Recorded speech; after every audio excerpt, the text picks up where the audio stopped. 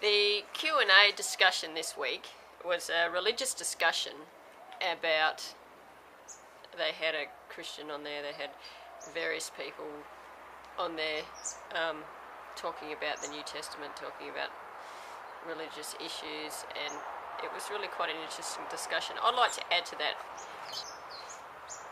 It would be nice one day if I was on the Q&A panel to talk about religious issues in Australia and throughout the world.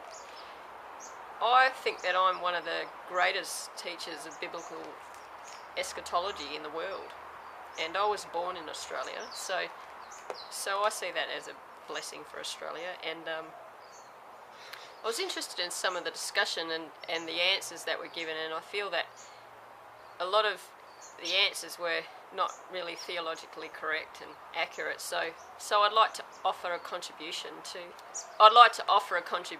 the authority of the Bible. And the Bible is the greatest authority on theology in existence. It's the most read, researched and studied book in existence. The most read, researched, written about, talked about, studied book in existence, the Bible is. And that hasn't changed today. It's still talked about and written about, read about, spoken about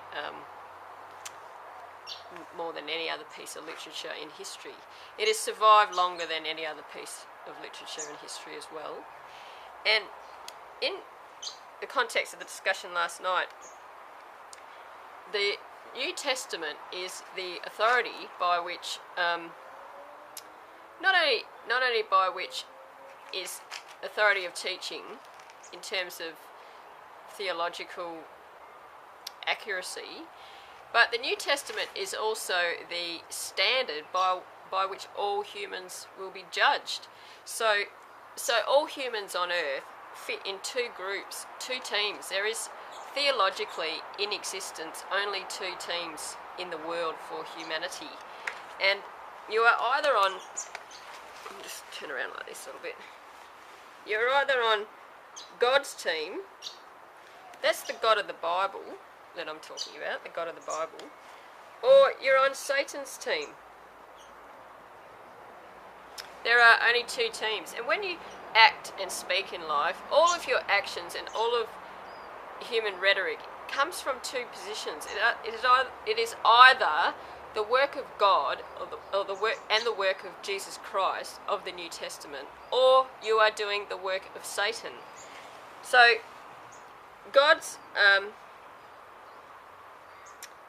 authority is in Jesus Christ because he is a king and he is Lord of all humanity. So God has set Jesus to judge all humanity. Not only is it important to be a Christian or accept the authority and teaching of the New Testament and to study it and read it and analyse it and discuss it, all humans are going to be judged by the standards in the New Testament because God has set Jesus as a king over all humanity. He is actually the king of this universe and this earth, and he is king and Lord over all humanity. So you can either be on Jesus' team or you can be on Satan's team. And Satan will ultimately be represented in the Antichrist. The spirit of the Antichrist is already at work in the world in those who are disobedient. So you've got the Jesus team or you've got Satan's team. That's it. You can sit on the fence throughout life for a period of time. You may decide, well, I don't want to be on the Jesus team, and I don't think I'm on Satan's team. In fact, if you are an atheist, you are by fault doing the work of Satan. All other religious doctrines also in this group, because all humans will be judged by the standard of the New Testament. You may not believe me, but I am a teacher of biblical eschatology. I have studied biblical literature for about 2 decades now, and I take my authority from being a teacher. Also, looking at the discussion last night when I was watching, not many humans should presumed to be teachers, because teachers are going to be judged by God more harshly than everybody else on what they teach and what they promote. So there is a judgment on teachers by the God of the Bible. And if you are teaching, well, all humans can teach in a certain capacity. When you speak and talk, that's a form of teaching, really. So if you're giving instruction about theology and you are wrong, then you are actually condemned. You're going to be judged. If you're teaching about God and the Bible and theological issues and other religious issues, you will be judged on what you teach about that. So it should not be, people should not teach about this area of theology and religion just presuming that they are right and thinking that and that they're right, because there is a great judgment on teachers in the world. So there's the Jesus team and Satan's team. In terms of the judgment standard of humanity is the New Testament. You can sit on the fence for a period of time. You can sit on the fence, but ultimately you will either fall to one team or you will fall to the other. You will become part of one team or you'll become part of another. You can't sit on the fence forever, because your soul, every human has a soul, and your soul belongs to either God or Satan. It's a spiritual battle. Life is a cosmological battle between God and Satan, and humans are caught in the middle, and they have to choose. They have to choose one team or the other. So you're going to fall to one group or the other, because life, at the end of the day, it is about worship. Life is about worship. Everybody worships something. Everybody has a God. Even atheists have a God. Their God, according to the Bible, is Satan. So there was no discussion about last night on the panel about understanding the concept between good and evil.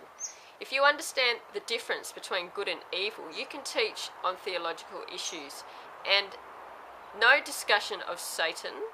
So to understand God, to understand the God of the Bible, and particularly Jesus Christ, the New Testament, the teachings in the New Testament, which I promote, the teachings in the New Testament should be taught in all Australian schools and universities, and that the atheists have really destroyed our society morally and socially.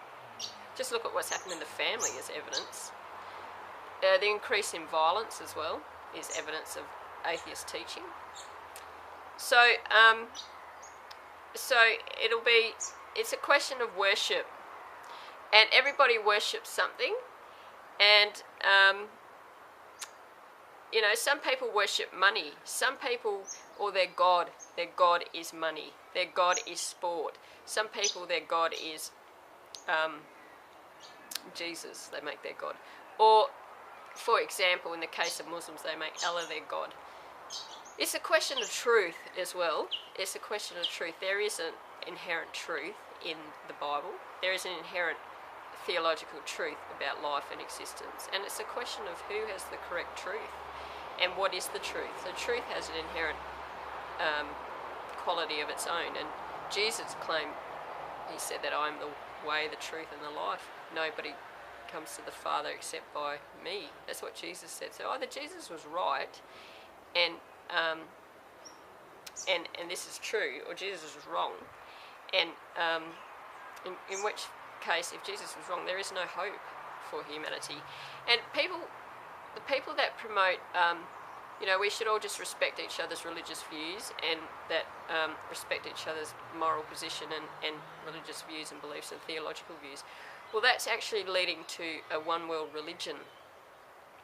That's leading to a one-world religion. And the worshipper of that religion, one-world religion, is Satan. So at the end of the day, it all leads to one team or the other. That if you believe that we should respect people's religion or no religion, just respect people for who they are, that's not really a theological concept. That's just it's an issue of human respect. I agree with that. But that sort of thinking and theological thinking is leading to a one-world religion, which will be headed by the Antichrist. The book of Revelation teaches that.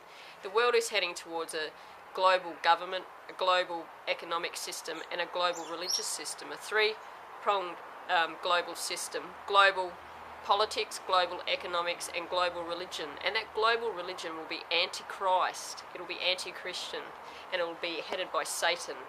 It'll be headed by the Antichrist. So all atheism leads to Satan. Other religious doctrines, false religious doctrines other than the teachings in the New Testament, lead to Satan.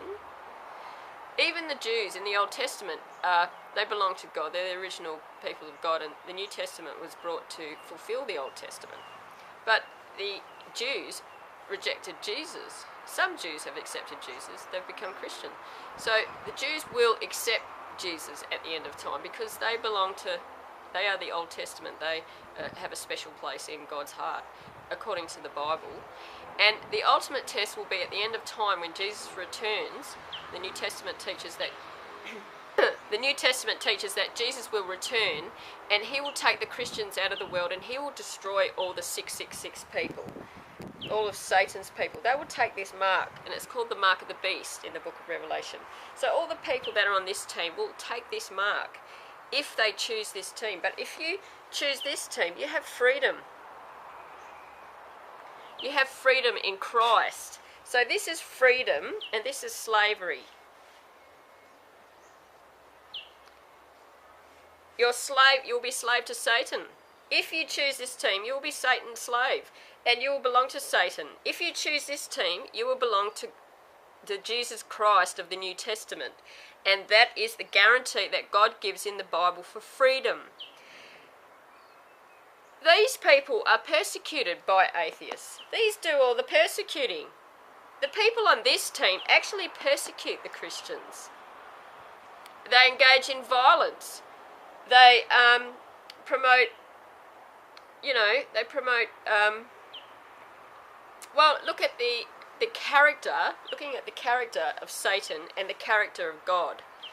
If you can understand the character of God and the character of Satan as taught by the Bible, then you can understand what is the character of Satan. What does it make these people more like?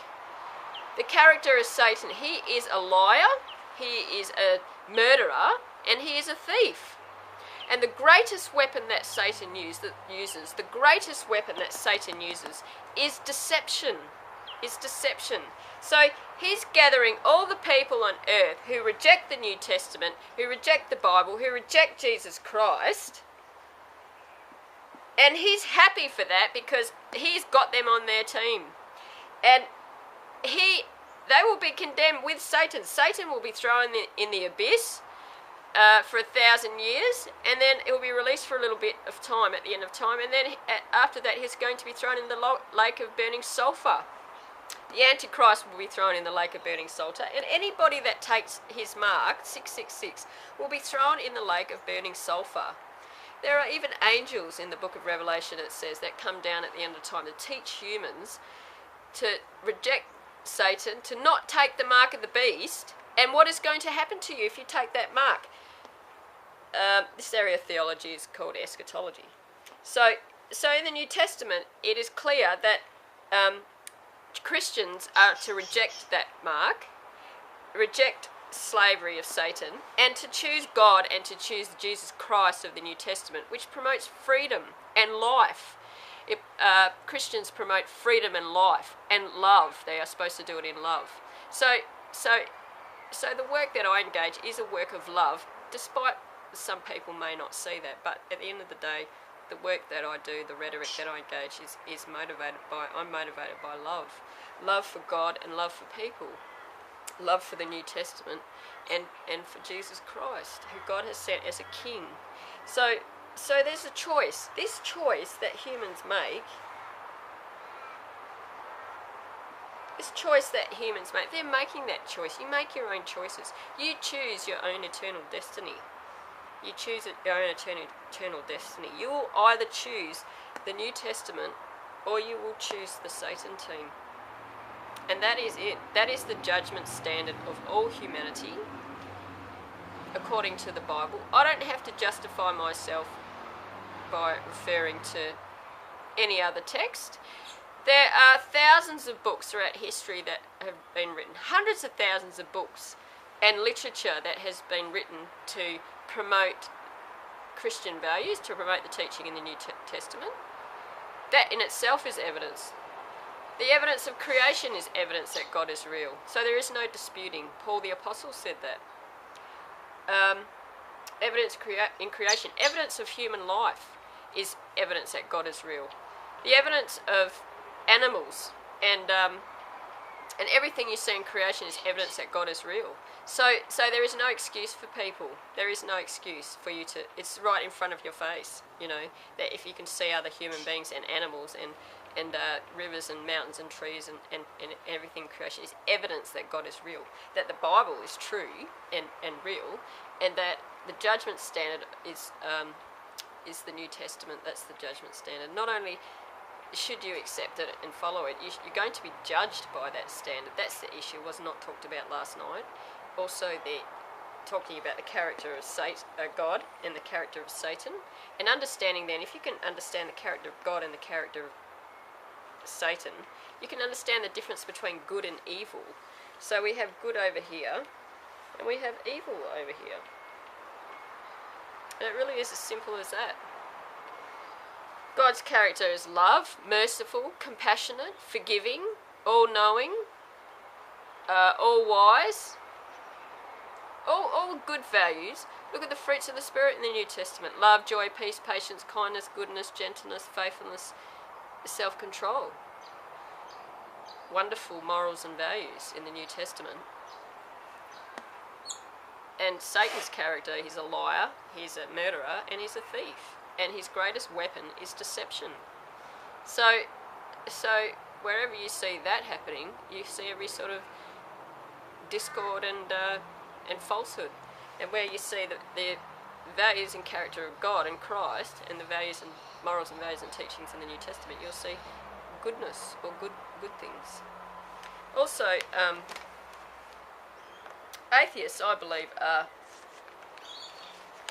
a lot of atheists are bullies. They're bullies.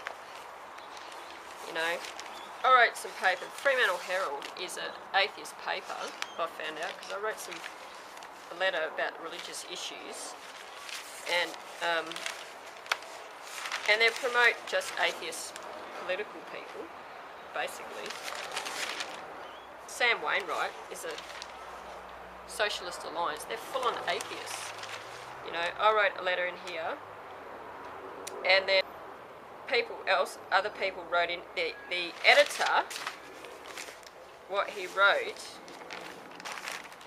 my letter. The editor says, it's not atheists who lift their cassocks to rape children while bishops cover up their crimes. It's not atheists who proclaim God is good before blowing up buses, planes and markets. It's not atheists who burn women to death for being witches. History has had its fair share of atheists who've committed great evil. Stalin, for example, the editor wrote. But to claim atheism is the cause of most problems in our society is by any objective measure balderdash. Well, it's not balderdash, because atheists are doing the work of Satan. And in each regard, each of those issues, the rape of children, the fault of that is men throughout the world, regardless of whether they're, you know, atheist men, so-called religious men, do rape children. So it's atheist men as well. Men throughout the world are accountable for raping children. It's as simple as that. It's not atheists who proclaim God is good before blowing up buses, planes and markets. Well, Christians who follow the New Testament don't do that. It's people who follow false religious doctrines. Example, Muslim men. So they blow up buses and you know, engage in violence. They're doing the work of Satan. It's not atheists who burn women to death for being witches. Well, that's the fault of men as well throughout history. And they weren't Christian men who did that because they're engaging in violence, which is the work of Satan. So that's the fault of men who were atheists and also so-called religious men who were not Christians, obviously. History has had its share of atheists who've committed great evil. He gives the example of Stalin. Well, there's many great evil atheist leaders, political leaders, who have committed horrific crimes against humanity. Stalin is just one example. There's Pol Pot, Khmer Rouge, Hitler. You know, all the atheist leaders in history have been brutal murders, generally speaking. Non-Christian leaders have been brutal. In the Middle East, the brutality there is horrific, and the violence, it's evident everywhere. And also, it's in everyday people that engage in violence and bullying of other people. So that's evident in just, you don't have to be a leader to be destructive as an atheist. The fact that you just promote atheism in this paper all the time is evident that you don't value teachings in the New Testament, you don't value religious values. When I'm talking about true religion, talking about the New Testament, the morals and values in the New Testament, that's true religion. That's the only true religion in existence. So you will also promote political candidates that are atheists and discriminate against people like me who are trying to promote the truth, trying to promote teaching that is beneficial for our society. It's got good morals and values, promoting love and compassion and goodwill and fairness and equity in our society, which are all New Testament values. And so you're engaging in political propaganda. It's not journalism, it's brainwashing, indoctrinating in atheism and political propaganda. That's what a paper like this promotes. So I asked you to promote fairly all candidates, including myself. I have the greatest vision for education of any political candidate in our nation. I gave a copy of that vision to one of the journalists in this paper. He didn't write anything about it. So it is biased. Most print journalism is biased. The West Australian is biased as well.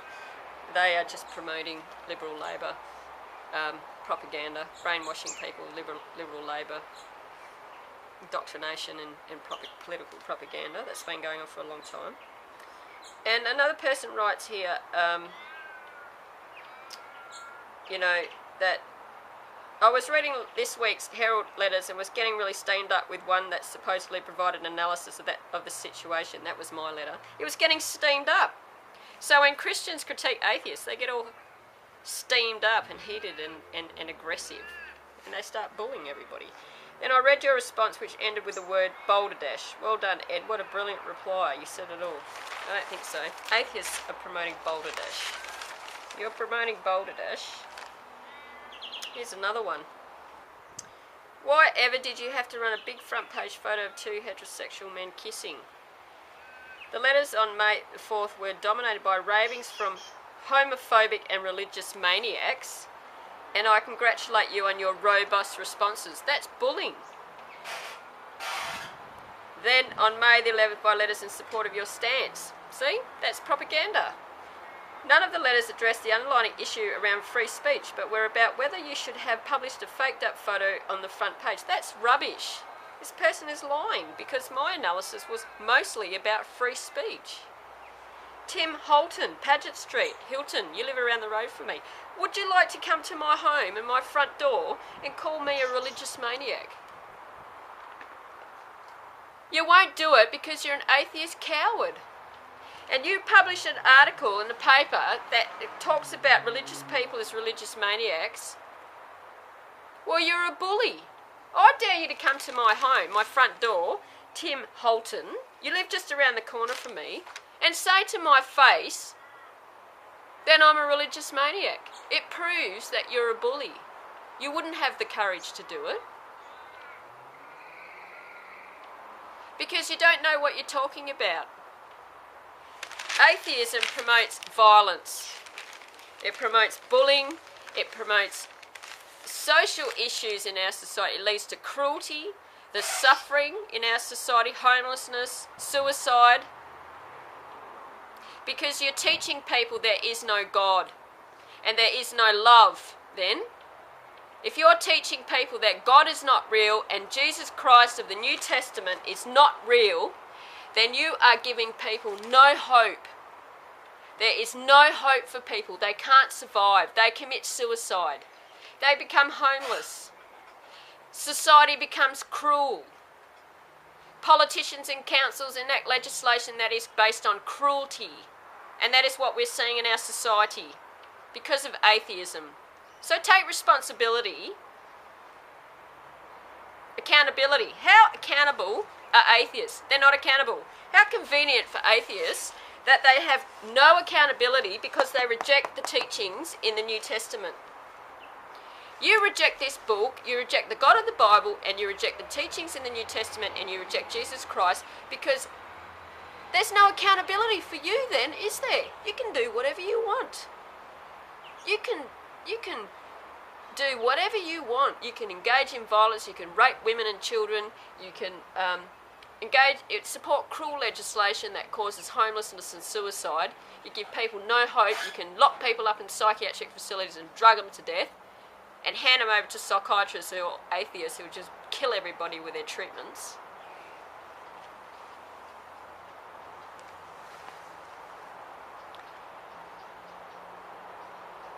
So I'm asking you, I have a question for the atheists.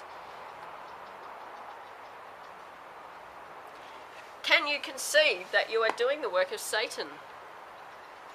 You are not doing the work of Jesus Christ, of God, the God of love, God of the Bible, who sacrificed his life on a cross, subjected himself to cruelty, violence, horrific violence and cruelty, subjected himself to death on a cross, a cruel and inhumane, violent way to die. And that's what the atheists did of the day, the people who rejected him. That's the evidence. That's the evidence of Satan, the work of Satan. So you have to have a discussion, going back to the Q&A panel, about the character of Satan. And that character is talked about in the New Testament and in the Bible.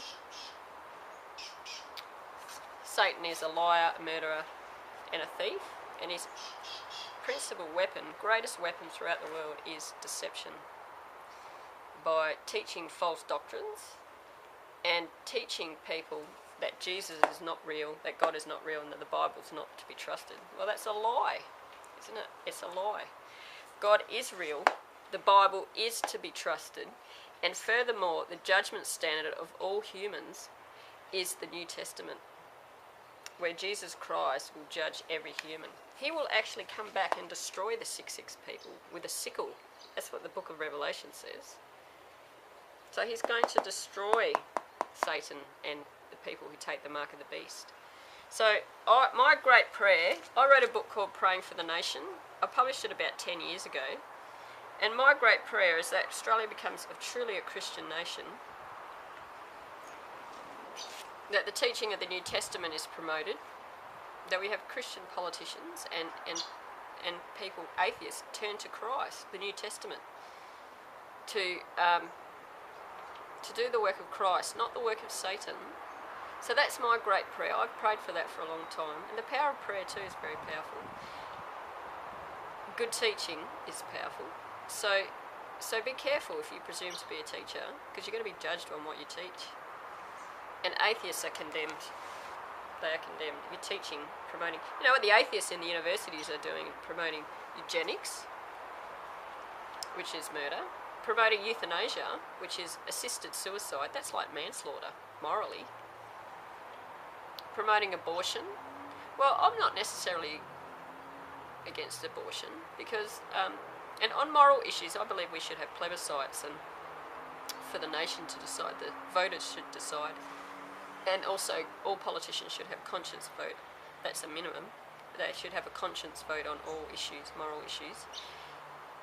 And we should have, what I eventually want to see is all constituents have a voting card, and we set up ATMs throughout the whole nation, voting machines like ATMs throughout the whole nation, and all voters can register a vote on all sorts of issues, and have regular plebiscites, which is like a big national poll, and have some legal ramifications for the politicians who don't follow the results. So currently we have referendums. It's very expensive. There's only been 8 successful referendum changes, and a referendum under Section 168 of the Constitution requires you have a referendum. It allows the politicians to make a constitutional change. That's not necessarily always needed. It's not needed for more political involvement of constituents, of voters.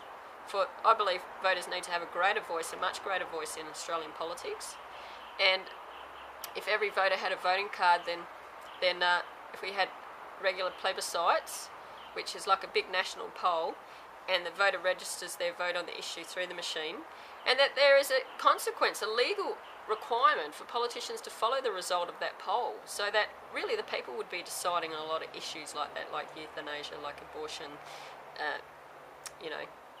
and issues like uranium mining, and issues like same-sex marriage ought to be done by a plebiscite, and at least a conscience vote by politicians. But if we had plebiscites, it would be better, because then the voters would be really driving the political process. Then they would be driving the decision-making process, which would be a great nation. That would be a great democratic nation if we created that. So I'm quite in favour of that. Just because I've got certain religious views, I can assure you that I promote freedom of speech is greater than even my my views, my religious views, and then it's not up to me. It's not up to me. It's not up to other politicians. If I was in the parliament, it's not up to the politicians to decide issues like this. I believe it's up to the people to decide, and they need to have a voting card, I believe, so they can participate in plebiscites, and there'd be a legal consequence, a legal requirement for politicians to follow the result of those plebiscites, the big national polls. It would be great.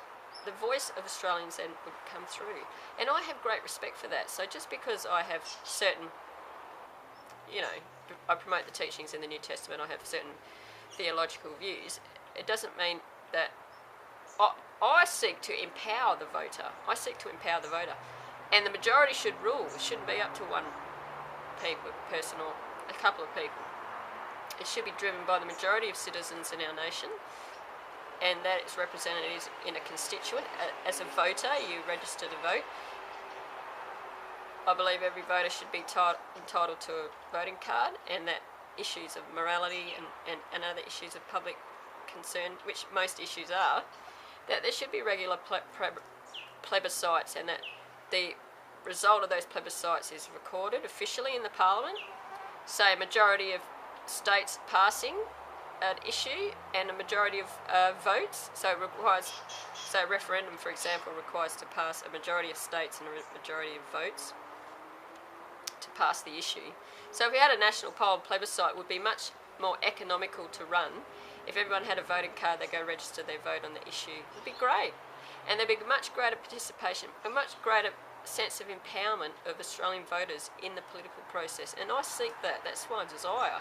That's my goal as part of my interest in pursuing political office, and even to have a greater voice is a political pursuit. It is. So